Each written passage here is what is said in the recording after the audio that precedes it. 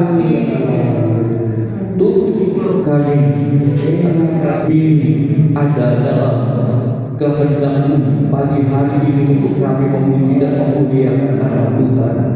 Kami tidak inginkan roh-roh yang bukan daripada Tuhan, roh-roh keraguan, kuasa kegelapan keluar dari hati pikiran kami dan tempat ini dalam nama Yesus.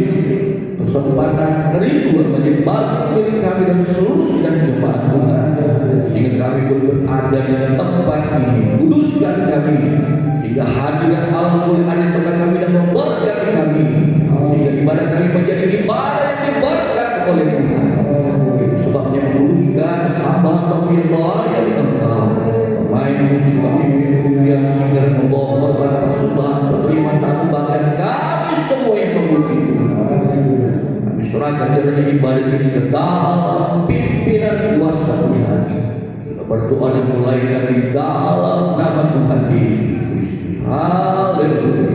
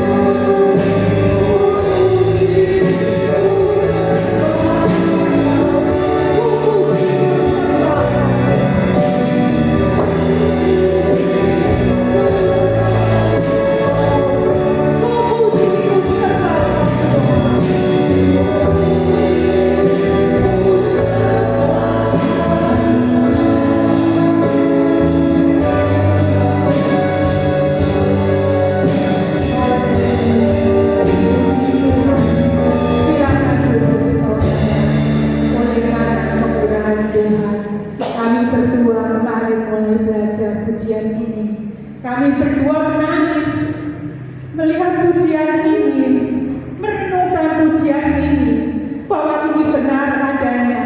Saya tidak tahu bagaimana Tuhan memelihara hidup kami berdua, sehingga saya sampai tahun ini 60 tahun saya diberi waktu hidup oleh Tuhan. Itu semua karena kemurahan Tuhan. Amin, saudara. Haleluya.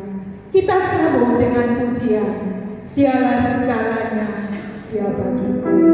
Dicicip air madu yang manis kalau kita tetap menempel kepada Dia, Tuhan yang memelihara hidup saudara dan hidup saya. Amin, saudara. Haleluya. Dialah segalanya.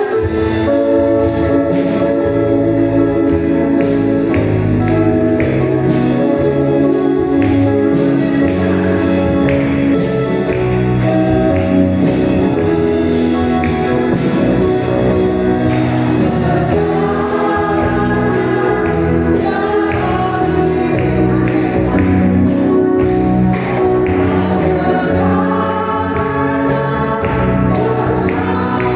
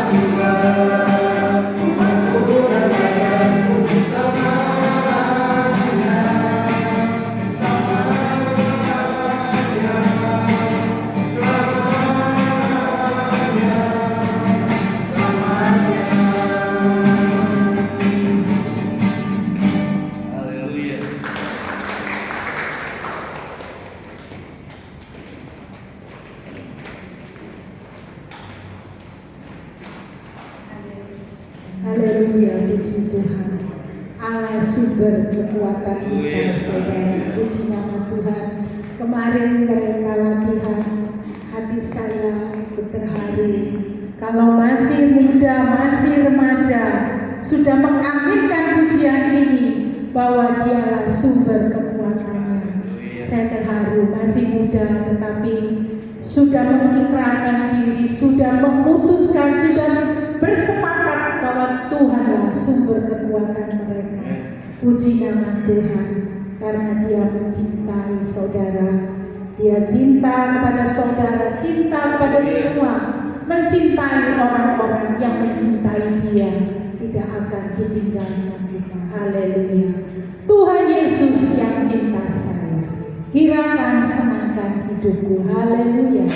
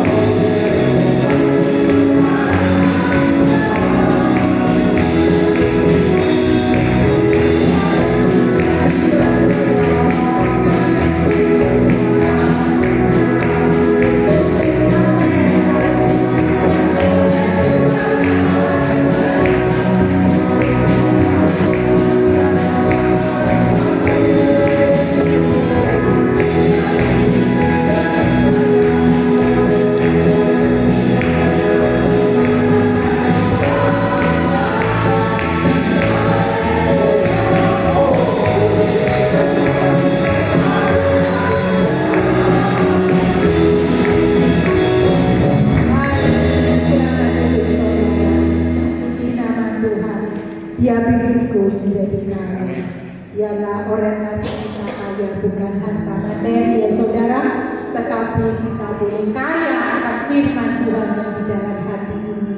Itu yang menuntun kita untuk kembali menjumpai Bapa di surga. Amin saudara. Haleluya. Hari-hari ku lalui bersama Yesus. Haleluya.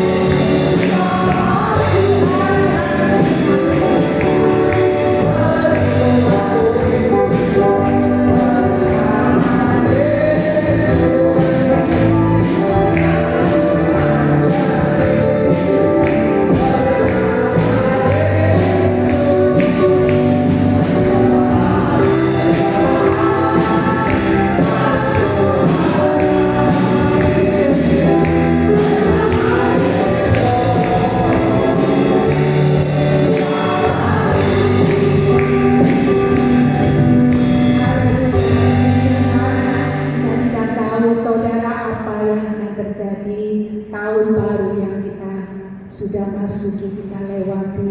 Tapi mari saudara, kita punya pujian ini, kita aminkan kalau hari-hari kita lalui bersama dengan Dia. Sekalipun Tuhan izinkan persoalan terjadi, Dia tidak meninggalkan kita. Dia tetap memberi kita kekuatan untuk melintasinya, untuk menyelesaikannya. Puji nama Tuhan. Amin saudara. Haleluya. Sebentar kita akan mendengarkan firman Tuhan. Mari sama-sama kita bangkit berdiri. Kita naikkan pujian. Sekalipun aku dalam lembah gelap, aku tidak takut, sebab Dia, Tuhan Yesus Kristus, menyertai saudara dan saya. Haleluya.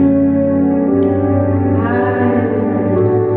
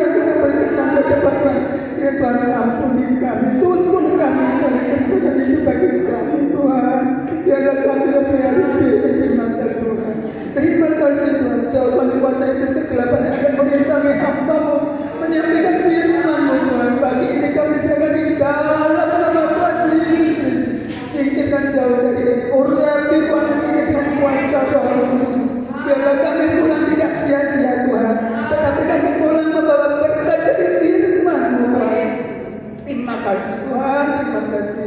Bila doa pagi ini kami yang berulang pada kekurangan Tuhan, kami alasan hanya di dalam nama Tuhan Yesus Kristus Juru Selamat kami. Haleluya, amin.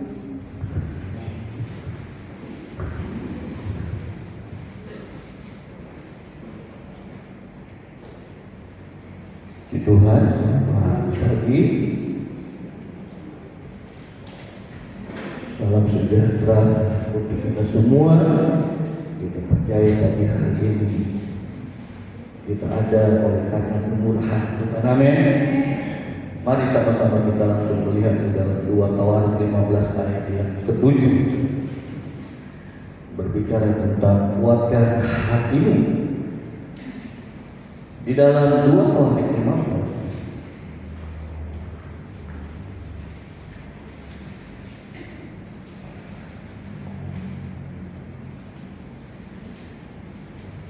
ayat yang ke-7 dikatakan di sana,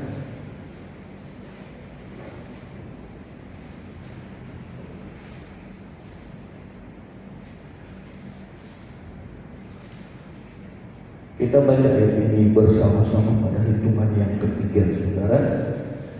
2 Tawarik 15 kita baca bersama-sama. 1, 2, 3.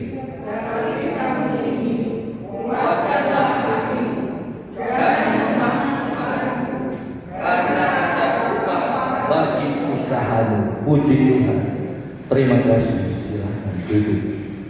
Jadi ini merupakan firman Allah yang disampaikan oleh Nabi Asaria bin Obed yang dipenuhi oleh Roh Allah, dan dia berkata kepada Raja Asa yang merupakan Raja Israel yang terdiri dari 2 suku, Yehuda dan Manase, ya, yang dimana dalam masa pemerintahan Asa, Raja Asa harus menghadapi berbagai masalah. Kalau kita melihat latar belakangnya, ya, seperti adanya mesbah asing, bukit-bukit pengorbanan, dan juga tugu-tugu berhala. Belum lagi ditambah dengan pertempuran yang melawan orang Ethiopia. Jadi Raja Asa ia mengalami masalah dan pergumulan yang berat. Itu sebabnya firman Allah disampaikan oleh Asaria kepada Raja Asa. Dikatakan di sana, tetapi kamu ini kuatkanlah hatimu, jangan lemah semangatmu, karena ada upah bagi usahamu. Ya, yang dialami Raja Asa menunjukkan kepada kita bahwa perjalanan hidup kita juga sering, ya, dihiasi dengan tantangan dan persoalan, ya. Dalam 2 Timotius 3 ayat yang pertama, kalau saudara melihat di sana bagaimana keadaan manusia di akhir sana, ya, bahwa kejahatan meningkat, ya. Itu sebabnya saya tidak katakan bahwa hari-hari yang kita lalui ini yang menjadi semakin mudah, ya. Tetapi saya tidak juga menakuti kepada saudara bahwa, ya, kita akan terus mengalami kesulitan. Itu sebabnya mari sama-sama kita belajar apa yang dialami oleh Raja Asa dan bagaimana firman Tuhan meneguhkan keberadaan kehidupannya untuk mengatasi persoalan yang terjadi, ya, dalam kehidupan dan kerasaannya, ya. Jadi biarlah nasihat Nabi Asaria ini pun menguatkan dan meneguhkan hati kita bahwa perjalanan hidup yang semakin berat ini kita pun harus semakin kuat. Amin, saudara. Ya, sebab kalau tidak kita akan dihanyutkan.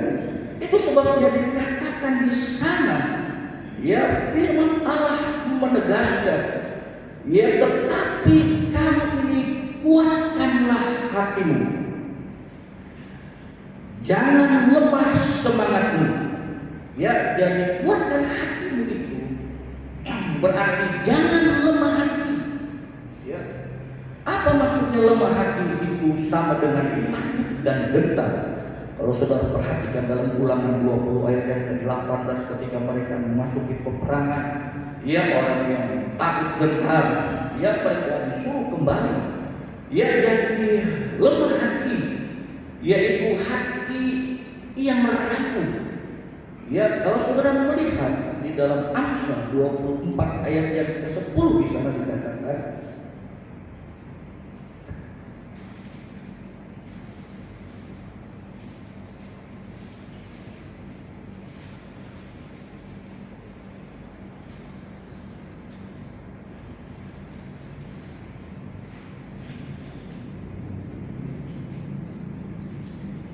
Amsal 24 ayat yang ke-10, jika engkau tawar hati pada masa kesesakan, kecillah kekuatanmu. Ya ini sebabnya jangan lemah hati. Ya, jangan tawar, jangan putus asa, jangan cemas, ya jangan takut. Ya, oleh karena tekanan, oleh karena situasi, ya mungkin situasi itu oleh karena perkataan orang lain, oleh karena perbuatan orang lain di dalam kehidupan kita. Firman Allah menegaskan jangan lemah hati, jangan menjadi tawar, jangan menjadi takut, jangan menjadi gentar. Sebab kalau engkau takut dan gentar, maka dikatakan kecillah kekuatanmu. Ya semakin kecil. Dan pada akhirnya ya kita kalah sebelum kita berperang. Itu sebabnya dikatakan jangan lemah hati. Dan terus dikatakan di sana juga jangan lemah semangat. Ya. Apa artinya jangan lemah semangat? Akibat lemah hati oleh karena tekanan dan keadaan tersebut akhirnya membawa kita kepada fase di mana kita kehilangan semangat atau lepas semangat, atau dengan kata lain kita kehilangan motivasi, kita kehilangan antusiasme dan harapan yang membuat kita menjadi pesimis menghadapi kenyataan kehidupan ini. Ya,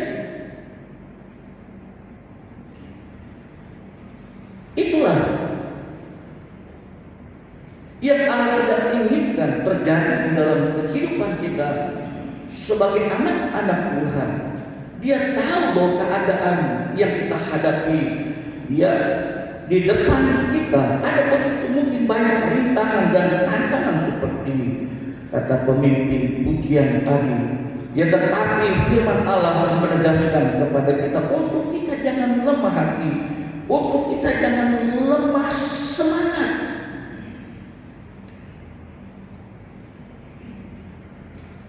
Agar di mana kehidupan kita ya berjalan dalam satu kehendak Tuhan.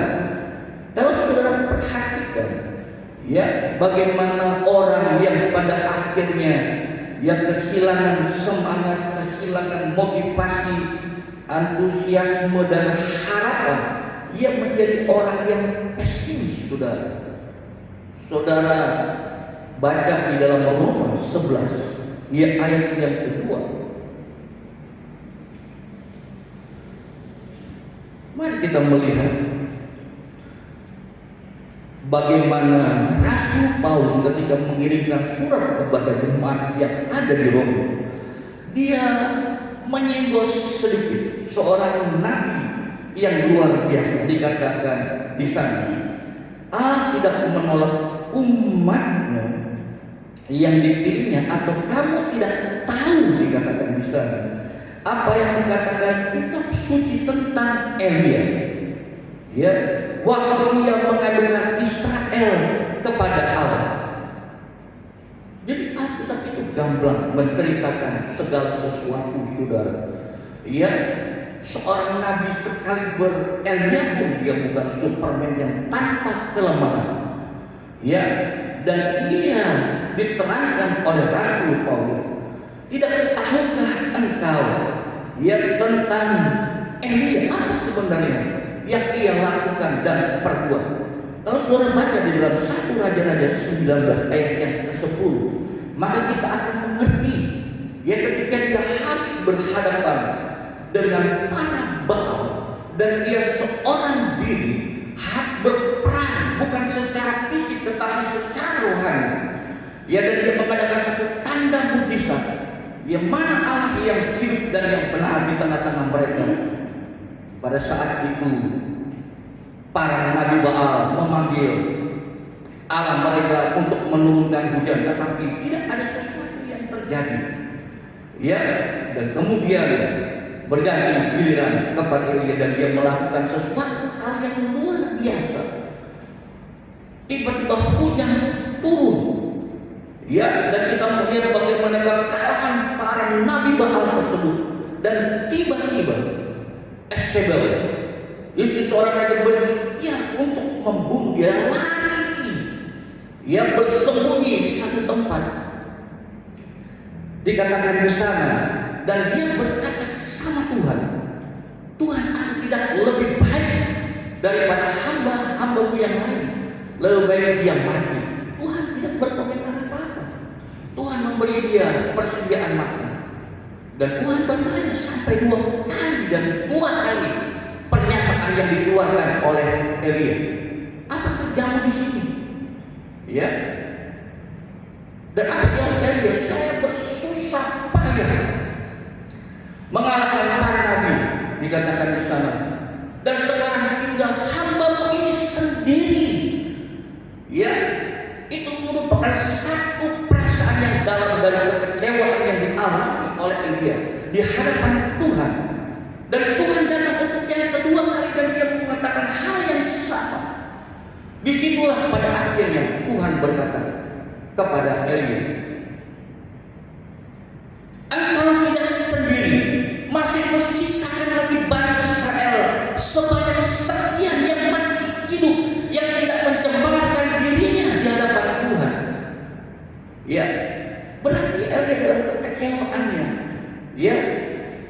dia berkata bahwa dia hanya sendiri, padahal Tuhan masih menyediakan satu pengharapan bahwa ada orang-orang Israel yang masih tulus dan yang mengasihi Tuhan.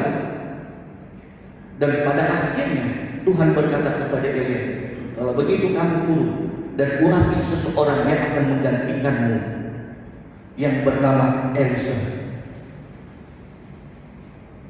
Jangan sampai dalam kehidupan kita berakhir dengan hal yang demikian. Tetapi oleh karena kemurahan Tuhan, jadi kita harus tahu dan kita mengerti bahwa Dia adalah Allah yang peduli dengan keputusasaan yang kita alami. Dia sama sekali tidak mengabaikan realita keadaan kita. Itu sebabnya ia berkata lewat Nabi Asaria kepada Raja Asa tersebut, kuatkanlah hatimu. Itu sebabnya mari sama-sama kita mau menguatkan hati kita. Jangan menjadi lemah hati, bahkan akhirnya kita kehilangan semangat. Karena pada titik-titik tersebut kita berada dalam ambang, belum jatuh, saudara. Tapi akan menuju ke sana, keputusasaan yang pada akhirnya akan membelakangi Tuhan. Itu sebabnya kuatkanlah hatimu.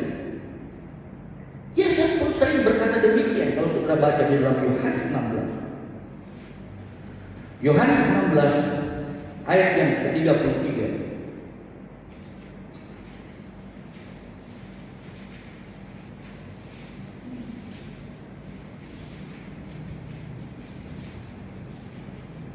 Yohanes 16 ayat yang ke-33 dikatakan di sana.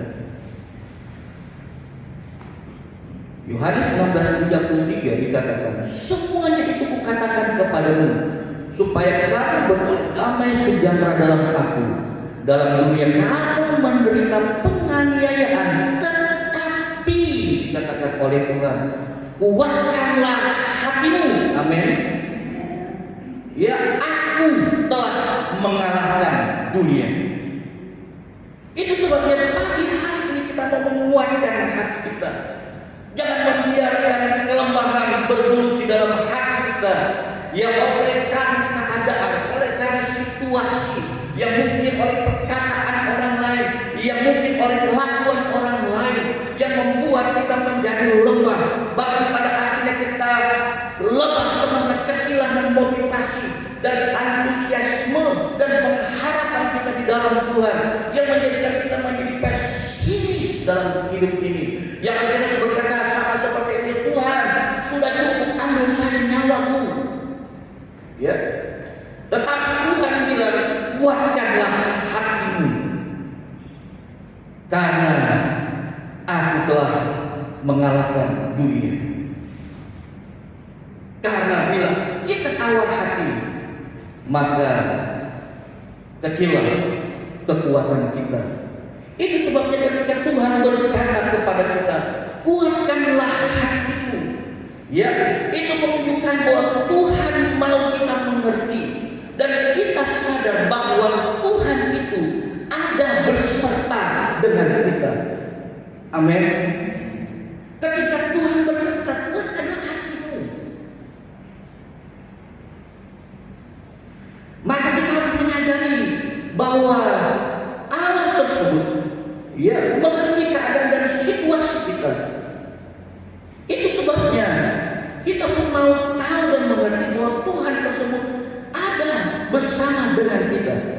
Kalau saudara baca dalam 1 Samuel 17 ayat yang ke-45, diceritakan tentang bagaimana seorang yang seperti kekanak-kanakan karena masih usia belia, yang mukanya kemerah-merahan dan pekerjaannya hanya sebagai seorang gembala kambing domba yang tidak seberapa, yang menjadi kepunyaan keluarganya. Ya, dan tiba-tiba bangsa tersebut harus berhadapan dengan, ya, peperangan. Tampillah seorang Goliat yang tinggi besar, dikatakan di sana, dan mereka mengejek barisan tentara orang Israel. Dan apa yang saudara ketahui?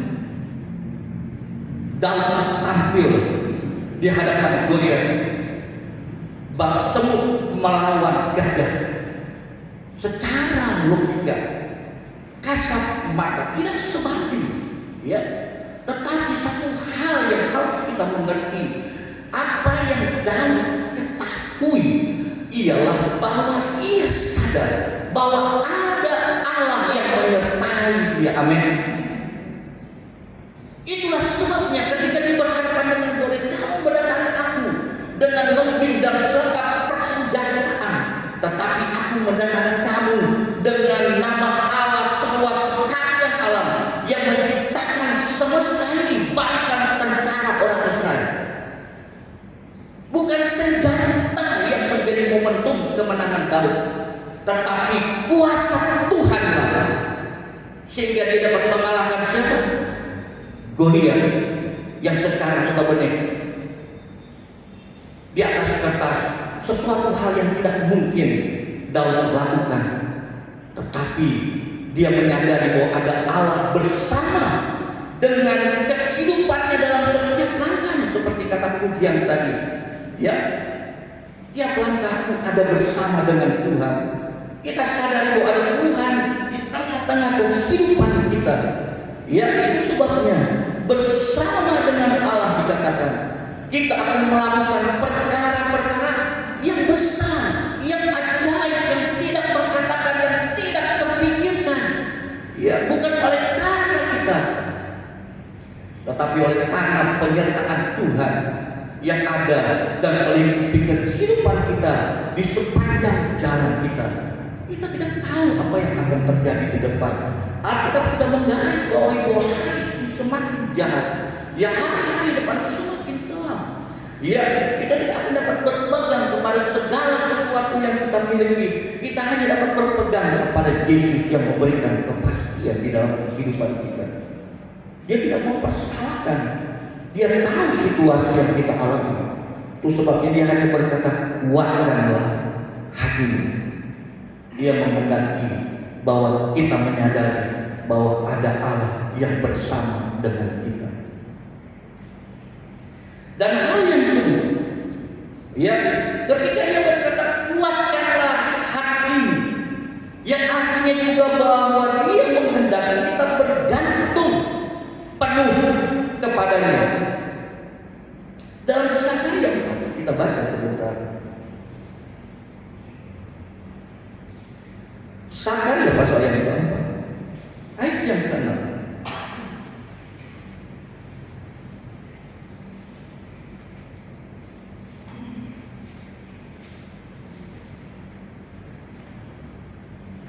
Maka berbicara ia, katanya, inilah firman Tuhan kepada Zerubabel bunyinya, bukan dengan keperkasaan dan bukan dengan kekuatan, melainkan dengan rohku, firman Tuhan semesta alam. Amin. Bukan oleh karena kekuatan dan gagah kita, tetapi oleh karena roh Allah yang ada di dalam kehidupan kita. Saudara bisa baca bagaimana peristiwa tentang Zerubabel. Dia melakukan sesuatu hal yang luar biasa. Saudara melihat sejarahnya bagaimana, ya, ayahnya seorang, ya, raja, tetapi hanya bertahan sebentar oleh karena negaranya dalam keadaan korup. Begitu merosot kerohaniannya, hanya beberapa hari saja dia menjadi raja, diangkut dia, ya, ke negeri seberang dan kehilangan nama, kehilangan status. Ya, tetapi Allah masih berkemurahan kepada mereka. Dia balik kepada Tuhan dan Tuhan memelihara. Ya, ketika rajanya kemudian mati, ganti raja, diangkatlah raja Israel ini kemudian. Ya, dan dia, anaknya tersebut yang akhirnya membangun kembali, ya, reruntuhan tembok tersebut. Ya, ini menjadi sesuatu hal yang luar biasa. Bahwa ada dalam kehidupan kita satu keadaan di mana kita hanya dapat berhadapan dengan fisik mungkin, tetapi ada kalanya kita harus berhadapan dengan kehidupan kerohanian kita. Ya, sebab musuh kita itu bukan kiri dan kanan, tetapi kuasa-kuasa kegelapan, segala penyakit, segala sesuatunya, saudara. Ini sebabnya mari, ya, kita mau bergantung penuh dan bersandar kepada Allah. Ya, sebab segala pekerjaan rohani tersebut, ya, tidak hanya dapat kita lakukan, ya, dengan keberadaan fisik kita, tetapi kita juga harus membangun kehidupan kerohanian kita di hadapan Tuhan, agar di dalam rohnya tersebut kita dapat menyelesaikan setiap persoalan, setiap perkara yang tidak kita mampu atasi secara jasmania. Itu sebabnya Rasul berkata, walaupun badanku semakin lemah, tetapi imanku semakin kuat. Karena di dalam kelemahanku itulah maka kuasa Tuhan menjadi nyata. Itu sebabnya mau tidak mau, ya, kita harus bergantung penuh, ya, kepada kemurahan Allah. Ya, bahwa kita tahu bahwa kekuatan kita terbatas. Itu sebabnya apa yang dilakukan oleh Raja Asa, ya, dia mendapat satu kekuatan sehingga dia singkirkan segala berhala, segala penyembahan yang bukan daripada Tuhan. Dia kembali, ya, memotivasikan dirinya untuk datang dan menyembah Allah. Dia turunkan permaisuri, ya, yang membawa kepada mereka kepada satu penyembahan yang tidak benar, dan dia kembali kepada Tuhan. Dan apa yang terjadi kemudian kalau saudara baca, ya, di dalam pembacaan kita,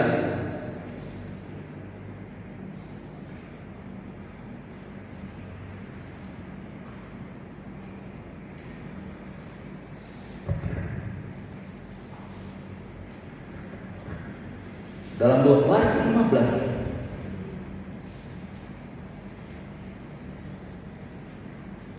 ayat yang ke-19 dikatakan di sana. 2 Barik 15 ayat yang ke-19. Tidak ada perang sampai pada tahun ke-35 pemerintahan Asa. Amin. Ketika dia mengalami pemulihan, dia tahu ada Allah bersama dengan dia.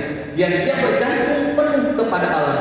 Dia singkirkan segala sesuatunya yang menghambat kehidupannya untuk datang beribadah kepada itulah kita melihat bagaimana ketenangan terjadi ya dalam kerajaan tersebut. Dikatakan selama 35 pemerintahan Asa dia dijaga dan dipelihara oleh Tuhan. Itu sebabnya jangan kita pernah menjadi lemah hati, lemah semangat. Kita percaya Tuhan berkata jangan takut, kuatkanlah hatimu. Kita percaya Allah ada bersama dengan kita dan kita mau menggantungkan hidup kita bersandar sepenuhnya kepada Tuhan, karena kita tahu bukan oleh kuat dan gagah kita, tetapi oleh karena pimpinan Roh Allah. Itu sebabnya jangan biarkan ketika Allah memimpin hidup kita padamkan roh tersebut. Ya, kita harus semakin ya dikatakan menjelang hari Tuhan. Dan hal yang ketiga yang tak kalah pentingnya, ketika Tuhan berkata kuatkanlah hatimu, maka hendaklah kita konsisten, saudara. Ya, inilah yang paling sulit. Itu sebabnya ketika ada yang berkata, aku memberkati engkau menjadikan kepala bukan menjadi ekor, kalau engkau melakukan segala firman-Ku. Tetapi sering kita bertanya, kenapa saya harus jadi ekor? Kenapa saya tidak pernah menjadi kepala di mana? Itu sebabnya ketika firman Allah dinyatakan, kita harus tetap konsisten. Ya, saya rasa saudara tahu apa arti itu konsisten. Ya, tetap dan tidak berubah. Kita seringkali berubah oleh keadaan, oleh karena situasi. Ya, yang membuat kita seharusnya berjalan terus dalam proses Allah, tetapi seringkali kita jatuh. Ya, seringkali kita berada di bawah. Ya, itu sebabnya mari kita mau jaga konsistensi kita di hadapan Allah. Ya, karena saudara kita tahu sekecil apapun langkah saudara, ya dalam iman, ya dikatakan itu sebabnya akan menuai upah. Dikatakan itu sebabnya ketika dia melakukan hal tersebut, maka damai upahnya. Ya, tetapi ketika dia mulai tidak konsisten, sudah tahu dan baca kemudian apa yang terjadi. Ya, selama 35 tahun dan pada tahun yang ke-39. Ya, dari pasal 15 ayat yang ke-16. Ya, dari pasal 15 kita masuk pasal yang ke-16.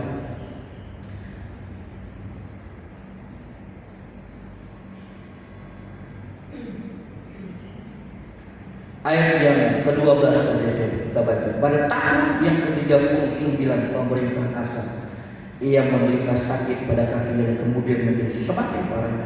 Namun dalam kesakitannya ia tidak mencari pertolongan Tuhan, tetapi pertolongan tabib. Jangan sampai kita berubah setia kepada Tuhan. Itu sebabnya kita mau konsisten di hadapan Tuhan, agar di dalam konsisten itulah kita akan melihat bagaimana Allah menyertai kehidupan kita. Ketika pada masa jayanya dia bersama dengan Tuhan, tetapi sayang di akhir kehidupannya dia tidak konsisten bersama dengan Allah. Dia mulai meragukan penyertaan Tuhan. Dia tidak lagi memanggil dan menyerukan nama Tuhan. Dia bersandar kepada kekuatannya sendiri. Itu sebabnya ketika dia berperang dengan kekayaannya yang ada, dia negosiasi ya agar mereka ya turut berperang ya dengan membayarkan sesuatu. Ya, apakah dia tidak tahu dan menyadari bahwa Allah ada bersama dengan dia? Apakah dia tidak bersandar sepenuhnya kepada Allah? Bagaimana Allah sudah memelihara dia 5 tahun dalam damai. Ya, tapi ketika dia mulai bergeser, dia tidak konsisten lagi di hadapan Allah, maka kita melihat pada akhirnya, ya pemerintahannya dia berbalik dari Tuhan. Dia mencari, bukan lagi mencari Allah. Dia mengandalkan kekuatan dan kekayaannya yang pada akhirnya yang membawa dia pada keadaan yang demikian. Itu sebabnya mari dalam menghadapi tahun-tahun ke depan ini, Tuhan seringkali berkata, dan Alkitab pun sering menyatakan kepada Yosua, ya, kepada Abraham, ya, kepada hamba-hambanya, dan sampai kepada Yesus. Dia berkata, kuatkanlah hatimu, aku telah mengalahkan dunia.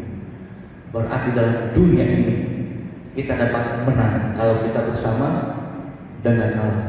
Itu sebabnya mari kita menyadari bahwa ada Allah bersama dengan kita, dan mari kita mau menaruhkan kehidupan kita ya di dalam pimpinan sebagai satu keterbagian Tuhan kita kepada Allah, menyadari keterbatasan kita, dan mari kita mau konsisten mengikuti jalan-jalan Tuhan, dan dalam kehendaknya inilah kita akan melihat kebaikan Tuhan ya. Sekalipun mungkin perang di sebelah kiri kanan kita semua berjatuhan, tetapi kalau ada Tuhan, Tuhan akan selalu menegakkan perjalanan kita. Amin saudara ya. Segala sesuatu tidak akan pernah terjadi tanpa seizin Tuhan. Tuhan izinkan, kuatkan hatimu, karena kita akan semakin naik, semakin besar hal yang terjadi, semakin besar berkat yang Allah sediakan dalam hidup kita. Mari kita menguatkan, teguhkan hati kita di akhir-akhir ya ini, karena kita tahu kita memasuki masa yang suka, bergantung penuh kepada Allah, dan kita tetap konsisten. Tuhan memberkati kita. Mari sama-sama saya mengundang kita bangkit berdiri. Kita akan pujian ini kembali saudara. Sekali ini merupakan satu pujian sebagai satu pernyataan iman kita di hadapan Tuhan. Aku percaya.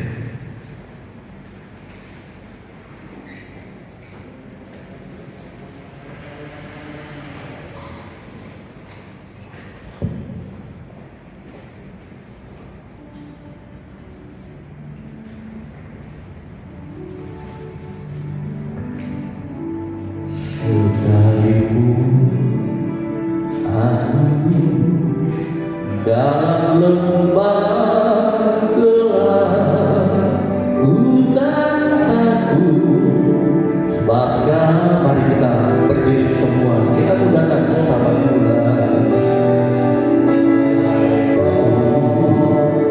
Badai topan datang menerpa hutan gelap sebabkan di sisi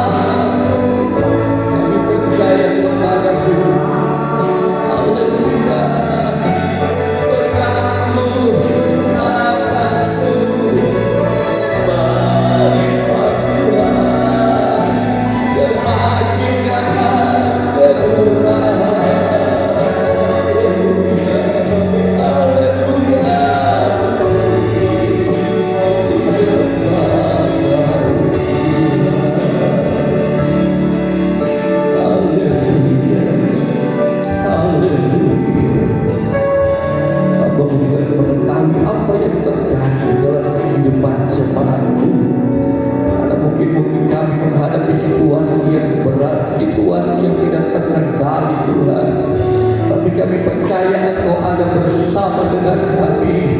Itu sebabnya kami sandarkan iman pengharapan kami di dalam Engkau. Kalau Engkau menolong Raja, Engkau juga menolong kami pagi hari ini tanpa terkecuali Tuhan. Engkau memberkati kami. Haleluya. Mari sama-sama katakan sekali, aku percaya dengan iman, beranggap kepada Tuhan bahwa Tuhan sudah menolong kita. Haleluya. Oh, haleluya. Amin. Ku percaya,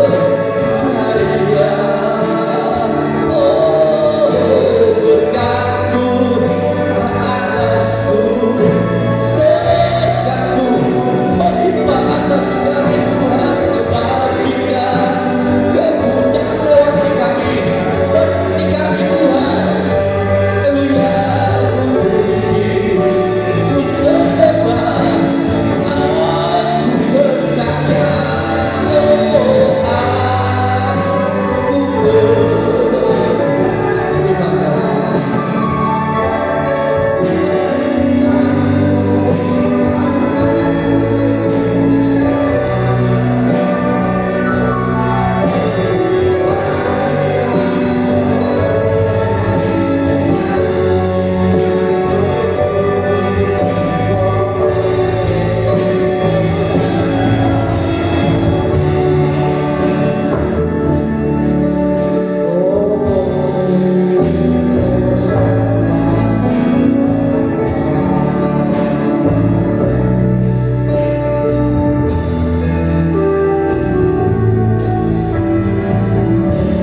Haleluya, haleluya.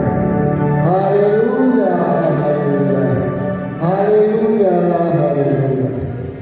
Terima kasih Tuhan, pada pagi hari ini kami mengucap syukur kepada Tuhan karena kebaikan Tuhan, karena pertolongan Tuhan yang amat besar Tuhan kepada anak-anak-Mu semua di tempat ini. Kami semua sudah diberkati oleh Tuhan.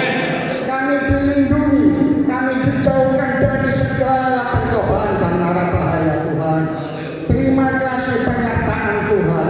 Terima kasih campur tangan Tuhan. Anugerah Tuhan, kasih Tuhan yang tak terbatas selalu dilimpahkan untuk kami semua Tuhan. Tuhan juga mengampuni kesalahan kami Tuhan. Tuhan juga mengampuni dosa-dosa kami Tuhan. Terima kasih Tuhan, supaya kami dapat menikmati janji-janji Tuhan. Terima kasih banyak Tuhan Yesus. Dan kami akan memberikan persembahan yang baik untuk pekerjaan Tuhan di tempat ini, untuk kelancaran pekerjaan Tuhan di tempat ini. Terima kasih banyak Tuhan. Dan kami peraskan doa sembahyang kami hanya di satu nama, Tuhan Yesus Kristus, Juru Selamat kami yang hidup. Haleluya. Amin. Haleluya, puji Tuhan. Sebentar persembahan dijalankan, bersama-sama kita naikkan pujian. Hari-hari ku lalui bersama dengan Yesus. Haleluya, Yesus. Bersama Yesus.